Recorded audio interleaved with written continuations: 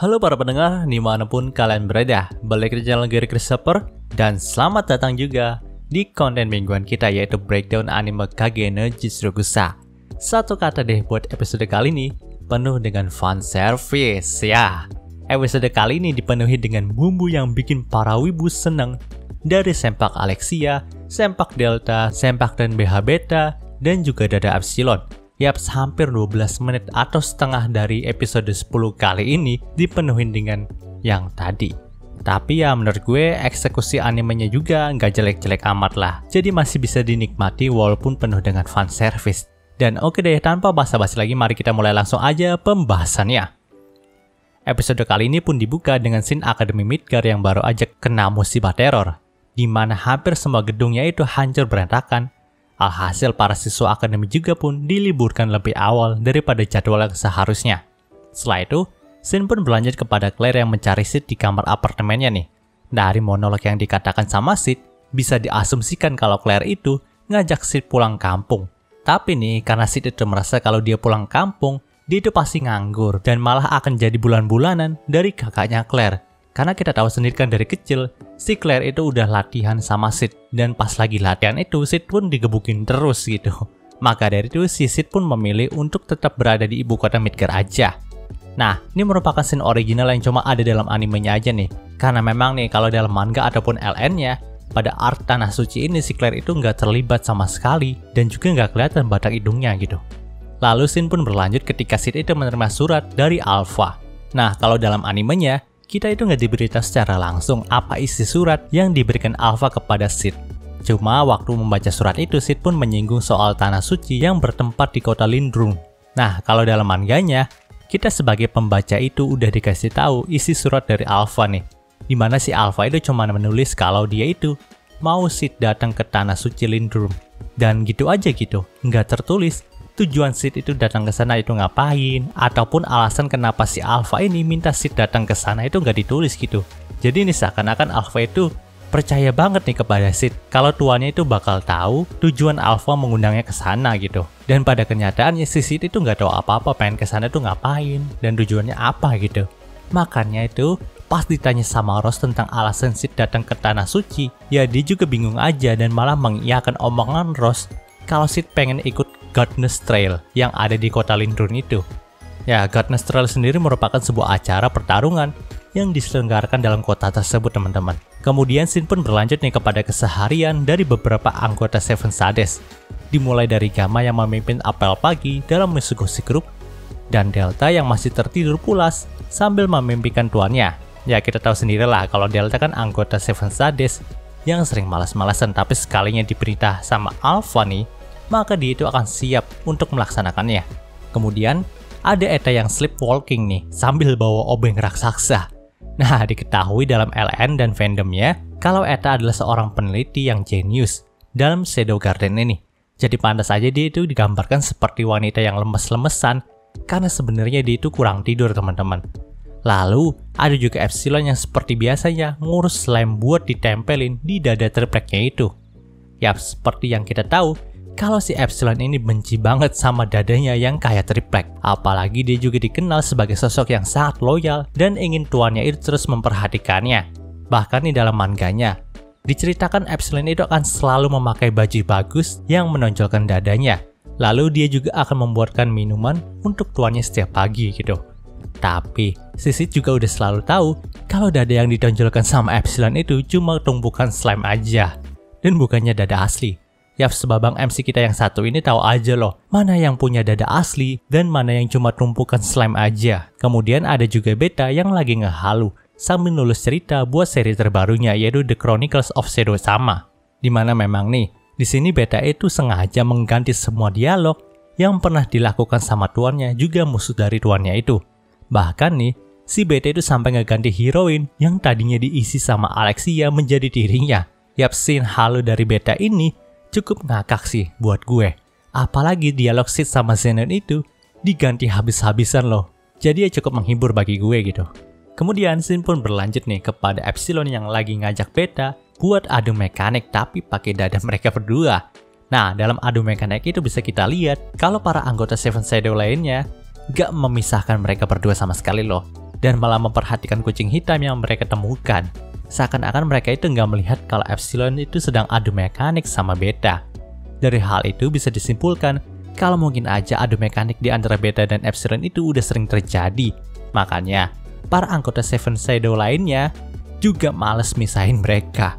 Atau kemungkinan kedua mereka itu takut misahinnya, jadi mereka itu lebih memilih untuk berfokus kepada hal lain seperti ngajak main kucing yang baru ditemui sama mereka. Sampai ketika adu mekanik itu pun langsung dihentikan sama Nu yang kebetulan lewat. Nah, mungkin aja karena Nu juga diakuin kemampuannya sama Alpha, jadi Nu itu dekat sama Beta dan Epsilon. Lalu si Nu juga kan udah dianggap sebagai tangan kanannya Gamma nih. Maka bisa dibilang posisi Nu dalam Shadow Garden juga cukup spesial nih. Karena kalau anggota Shadow Garden lainnya kan biasanya tuh dinamain pakai angka ya. Sedangkan si Nu ini enggak loh. Tapi nih kalau lihat dalam fandomnya, dikatakan Nu adalah anggota ke-13 dari Shadow Garden ini. Kemudian scene pun berlanjut ke bagian kesukaan gue nih. Maksudnya ke bagian kesukaan kita semua, di mana Alexia itu lagi belanja sempak di Mitsugoshi Group. Jujur gue kaget banget pas lihat scene ini, karena menurut gue scene original ini cukup di luar nalar sih. Dimana di sini si Alexia itu nampak ngebet banget buat milih sempak yang seksi di Mitsugoshi Group. Katanya si sempak ini cuma keperluan pakaian kasual dirinya aja. Tapi di sini si Gamma pun cukup peka nih dengan keinginan dari Alexia, lalu ia pun membawakan sejumlah sempak di bag yang berkualitas. Tentunya sempak jenis ini sangat disukai para cowok jika dipakai nanti. Nah, pada awalnya gue itu bingung loh, kenapa scene ini kok sampai ditampilin gitu aja ya, padahal apa faedahnya coba. Kita ngeliat Alexia yang milih sempak, tapi gue seneng juga sih. Namun pas gue pikir-pikir, gue itu keinget si Sid itu bakal mandi bareng di pemandian air panas umum sama Alexia. Jadi mungkin aja bakalan ada scene original ataupun tambahan lain dari fanservice Alexia ini. Mungkin aja sempaknya kelihatan gitu atau gimana. Tapi ya siapa yang tahu gitu. Kemudian, scene pun berlanjut kepada flashback Rose yang menemukan kalau Sid itu selamat dari tebasan pedang teroris. Nah, pas lihat scene ini gue agak ngakak sih karena tangan sama kepalanya Sid itu ikut diperban loh. Padahal dari episode sebelumnya kita juga tahu kalau Sid itu hanya terkena tebasan di dada depannya aja. Tapi kenapa kepala dan tangannya itu malah diperban? Namun, mungkin aja kepala Sid itu boleh diperban sih. Ya karena kita tahu kan, ada sesuatu yang konslet dalam kepala MC kita yang satu ini. Lalu scene pun berlanjut kepada Rose yang udah mulai lengket banget sama Sid. Ya sesuai pernyataan gue di video breakdown episode 8 sebelumnya, pas waktu kejadian si Sid itu nyelamatin Rose, maka dari situlah Rose mulai jatuh cinta bahkan jadi bucin akutnya Sid Kageno. Nah anehnya dalam scene ini, kita itu nggak diperlihatkan secara jelas nih kenapa si Sid ini bisa satu kereta sama Rose. Tapi kalau dalam LN ataupun manganya, kita itu diberitahu loh, kalau setelah Sid itu mendapatkan surat dari Alpha untuk pergi ke Tanah Suci, si Sid itu langsung aja ke sana.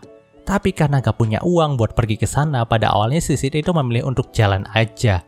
Sebenarnya si Sid juga bisa gunain kekuatan kecepatan supernya untuk langsung bisa sampai ke Tanah Suci. Namun jika melakukan itu, maka ada kemungkinan adanya kecepatan luar biasa yang dikeluarkan sama Sid itu ketahuan sama orang lain. Kalau udah gitu ya dia nggak bisa jadi kekuatan dalam bayang-bayang lagi dong. Nah kebetulan aja nih pas lagi jalan, si Sid itu langsung dihampirin sama sebuah kereta kuda yang ternyata milik Rose Oriana. Dan kebetulan nih si Rose juga diundang ke Tanah Suci untuk menjadi salah satu tamu kehormatan dalam acara Godness Trial. Maka dari itulah mereka berdua bisa satu kereta gini. Tapi kalau dalam animenya kita tahu kereta yang digunakan sama Sid dan Rose itu adalah kereta uap. Sedangkan kalau dalam LN ataupun manganya, kereta yang digunakan adalah kereta kuda milik Rose sendiri. Makanya nih kalau dalam manganya si Sid itu nggak bisa menghindar saat Rose itu udah mulai megang-megang ataupun meluk-meluk tangannya. Oh ya, di sini gue juga nggak nyangka sih, si Rose itu bisa agresif banget sama Sid, sampai mau diajak tidur bareng loh sama dia. Untung aja si MC kita ini masih stay halal ya, jadi dia tuh nggak kepengaruh sama godaan dan agresivitasnya si Rose ini. Justru si Sid ini kelihatan kayak risih banget sama sikap Rose yang terus nempel sama dia. Oh ya, hal yang paling gue bikin kaget itu adalah makhluk-makhluk ajaib sepanjang perjalanan kereta dari Rose sama Sid nih. Itu ada naga loh.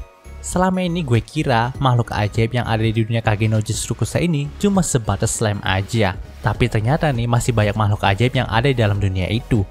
Kalau semisal nih, kedepannya makhluk ajaib ini punya peran sebagai peliharaan yang disummon antagonis sebagai senjata untuk melawan Shadow Garden, mungkin aja cerita dalam Kage no Jitsurukusa ini bakal lebih berwarna lagi. Karena hampir semua antagonis dalam cerita Kage no Jitsurukusa yang baru berlangsung saat ini kan kalau nggak manusia ya manusia yang udah diubah sama monster ataupun ras-ras lainnya. Jadi kalau semisal ada monster murni kayak naga yang akan muncul sebagai antagonis yang akan menantang Shadow, nantinya bakalan lebih berwarna lagi sih ceritanya. Kemudian kita langsung lanjut ke scene dimana Sid itu ngelihat buku cerita karangan milik Beta nih. Kita tahu ada beberapa cerita familiar yang disebutkan sama Sid dalam scene tersebut. Diantaranya adalah cerita dari Romeo dan Juliet, Si Tudung Merah, Cinderella, One Piece, dan Dragon Ball. Bahkan nih, ada cerita dari Kage no Jitsurukusa aja yang mana itu merupakan animenya sendiri. Wah, bener-bener soft promotion banget anime ini ya. Tapi keren lah, ya mind blowing banget gitu. Soft promotion tapi dalam animenya sendiri. Kemudian, scene pun berlanjut kepada adegan yang hampir sama dengan LN ataupun manganya di mana Sid itu ketemu sama Beta untuk diberi detail misi. Padahal si Sid juga nggak tahu misinya tentang apa, dan di sini Sid itu nggak ngerti tulisan yang ditulis sama Beta karena memang tulisannya itu katanya sih ditulis dalam huruf kuno, jadi Sid itu nggak bisa baca gitu. Lalu ada Alpha yang menyelidiki pahlawan Olivier di gereja katedral, tapi dia itu malah menemukan uskup Trick yang telah terbunuh. Kemudian pertemuan Sid dengan Epsilon, di mana saat itu Sid pun mengungkapkan nih, kalau memang dada dari Epsilon itu full dengan slime. Yap, sekali lagi gue apresiasi banget sama babang Sid kita ini, karena matanya itu loh jeli banget buat bedain yang mana dada palsu dan mana dada yang asli. Dan cerita di breakdown ini pun berakhir. Oke, mungkin dulu pembahasan untuk breakdown Kage no Jitsurukusa-nya kali ini. Jika kalian suka video ini, jangan lupa untuk like, komen, dan juga subscribe dan juga share agar gue lebih semangat lagi dalam membuat video dalam channel ini. Terima kasih telah mendengarkan sampai detik ini. Gue Gary Christopher, signing off.